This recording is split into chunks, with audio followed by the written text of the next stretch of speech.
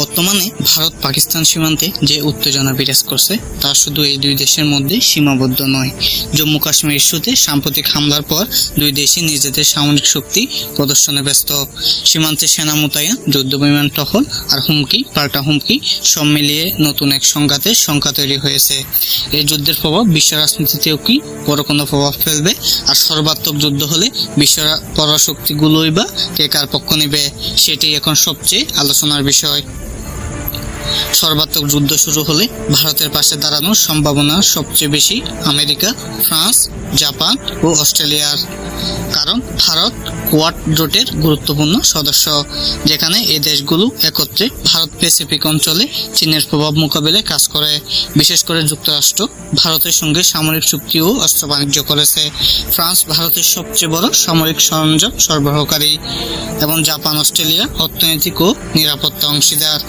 তাই এরা স্বাভাবিকভাবেই ভারতের পক্ষ নেবে। অন্যদিকে পাকিস্তানের পাশে দাঁড়াতে পারে চীন, তুরস্ক, ইরান ও সৌদি আরবিয়া। চীনের সঙ্গে পাকিস্তানের সম্পর্ক দীর্ঘদিনের।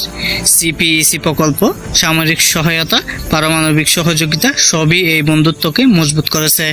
তুরস্ক ইসলামী ভ্রাতৃত্বের দিক থেকে পাকিস্তানকে সমর্থন করে, আর ইরান যদিও মাঝে মধ্যে দ্বিধার মধ্যে থাকে, তবুও মুসলিম দেশের নীতি অনুযায়ী পাকিস্তানের পাশে থাকতে পারে। সৌদি আরবের অবস্থাও অনেকটা একই রকম। এছাড়াও পাকিস্তান 57টি মুসলিম দেশের সংগঠন ওআইসি এর সমর্থনও পাবে। এ থেকে বোঝা যায় পাক ভারত যুদ্ধের প্রভাব সারা বিশ্বে পড়তে পারে। বাংলাদেশ সরকারও এখন পর্যন্ত নিরপেক্ষ ভূমিকায় পালন করে যাচ্ছে। আপনারা কি মনে করেন, বাংলাদেশের কি কোনো নির্দিষ্ট পক্ষে অবস্থান নেওয়া উচিত, নাকি নিরপেক্ষ থাকাই শ্রেয়? মতামত জানান কমেন্টে।